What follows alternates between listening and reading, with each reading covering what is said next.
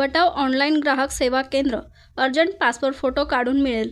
ठिकाण Amardham road, Vikranti hotel समोर, Yeola. बटाव photo studio.